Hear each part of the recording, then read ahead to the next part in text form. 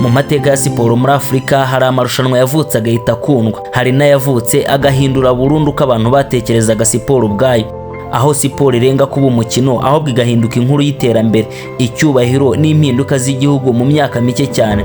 Ndavuga Basketball African League izwi nka BAL, ni rimwe muri ayo marushanwa yahinduye amateka ya basketball nyafurika mu buryo budasanzwe. Iri rushanwa ryatangijwe ku bufatanye bwa NBA y'Abanyamerika ndetse na FIBA, ishyirahamwe rya basketball muri Afurika.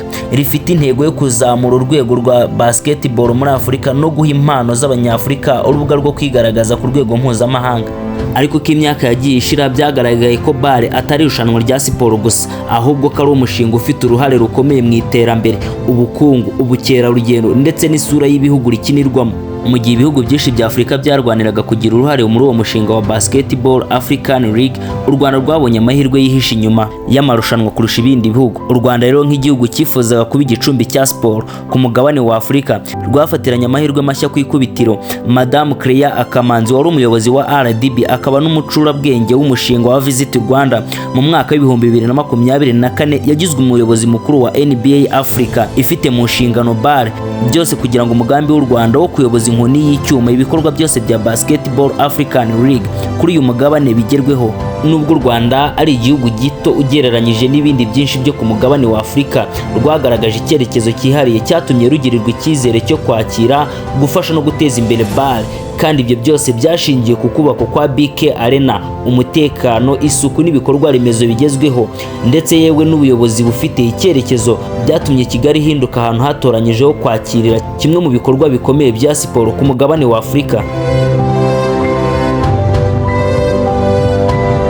Mu myaka mike gusa BAL yahinduye Kigali ihuriro ry'abakunzi ba basketball baturuka impande zose z'isi.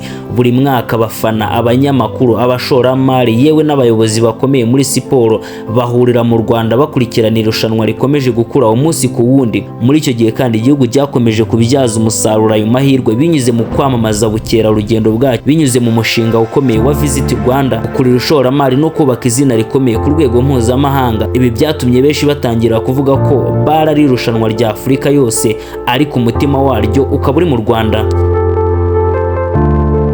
Amateka ya BAL ntagarukira ku kwakira amarushanwa gusa. Uko imyaka yagiye ishira, urwego rwa basketball nyarwanda rwagiye ruzamuka. Amakipe yo mu Rwanda atangiye kwigaragaza ndetse no guhatana n'amakipe yari asanzwe afite ibigwi n'amateka akomeye ku mugabane wa Afurika. Ibi byageze ku rwego rwo hejuru igihe ikipe ya RSSB Tigers yandikaga amateka yo kugera ku mukino wa nyuma wa BAL, igaragaza ko u Rwanda rutakiri igihugu cyakira amarushanwa gusa, ahubwo ko rwatangiye no kuba umwe mu bahatanira ibikombe bikomeye kuri uyu mugabane. Muri iki cyegeranyo tugiye kugaruka ku mateka ya Basketball Africa League, uburyo yavutse, uko yateye imbere n'impamvu u Rwanda rwabaye kimwe mu bihugu by'ingenzi mu rugendo rwayo. Irasesengura inyungu igihugu cyakuye muri BAL, uruhare rw'iri rushanwa mu kuzamura urwego rwa basketball nyarwanda ndetse n'uburyo ryahinduye isura y'u Rwanda ku rwego mpuzamahanga.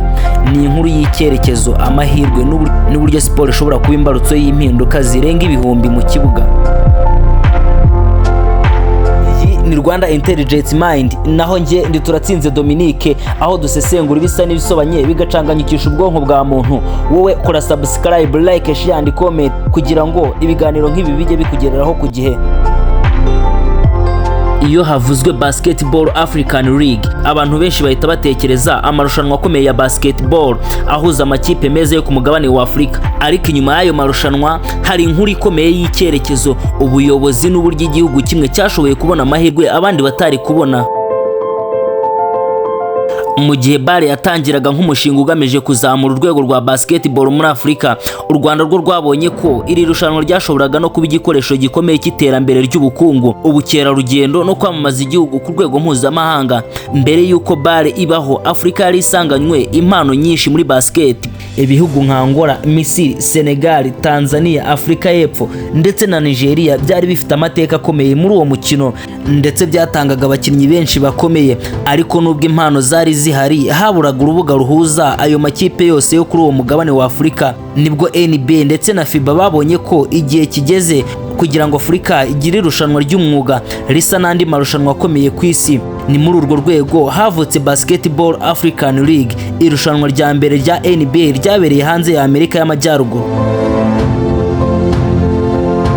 mu gihe hari harimo gushakishwa igihugu cyaba umufatanyabikorwa ukomeye w'uyu mushinga, amaso y'abayobozi ba NBA yaje kwerekeza ku Rwanda. Impamvu ntabwo ari uko u Rwanda rwari rufite isoko rinini cyangwa se umubare w'abaturage, ahubwo impamvu yari icyizere igihugu cyari cyaramaze kubaka ku rwego mpuzamahanga. U Rwanda rwari ruzwiho umutekano, isuku, imiyoborere myiza ndetse n'icyizere kigaragara mu guteza imbere ibikorwa remezo. Kubakwa kwa BK Arena byabaye ikimenyetso gikomeye cyerekana ko igihugu cyari cyiteguye kwakira ibikorwa bya siporo bikomeye ku rwego rw'isi.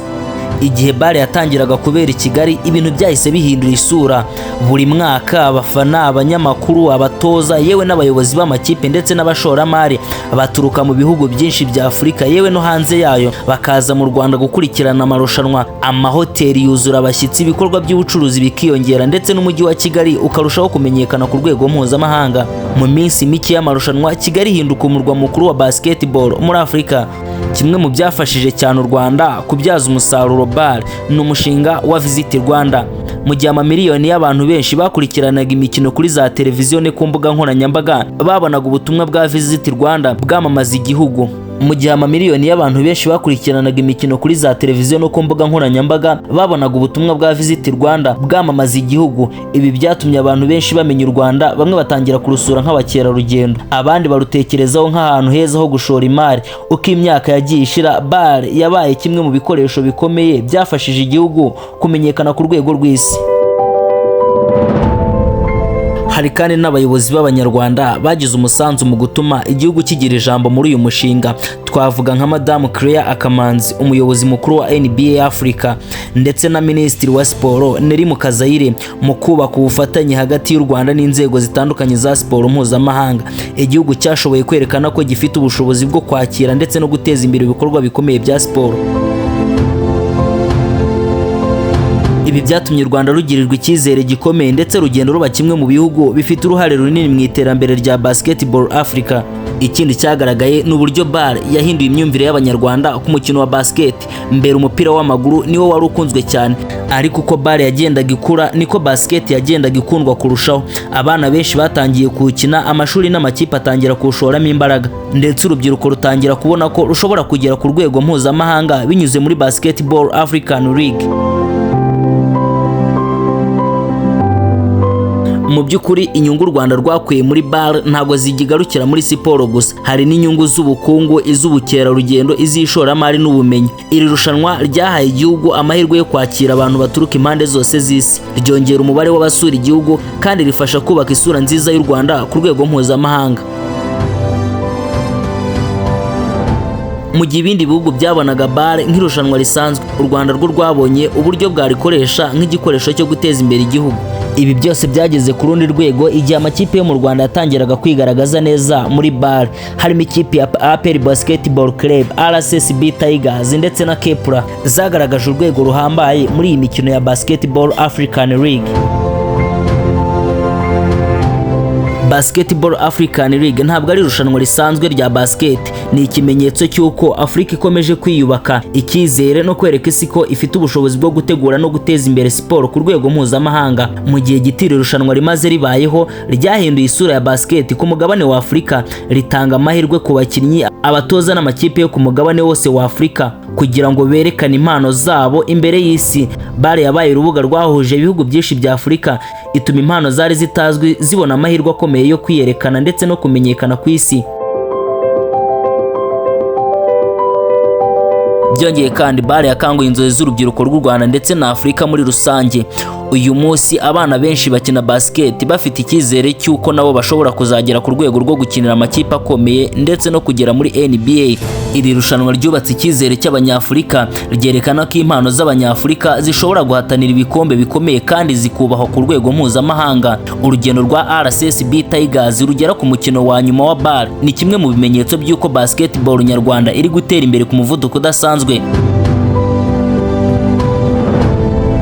Iri rushanwa rizakomeza kuba kimwe mu birango by'icyerekezo cy'u Rwanda, gukoresha siporo nk'imbarutso y'iterambere. Amateka ya BAL azakomeza kwandikwa, ariko kimwe mu bintu bizahora byibukwa ni uko u Rwanda rwagize uruhare rukomeye mu kuyubaka, kuyakira ndetse no kuyifasha gukura kugeza ibaye kimwe mu birango bikomeye bya siporo ku mugabane wa Afurika. BAL ntabwo yahinduye basket gusa, ahubwo yahindutse indorerwamo ya basket muri Afurika ndetse no ku isi.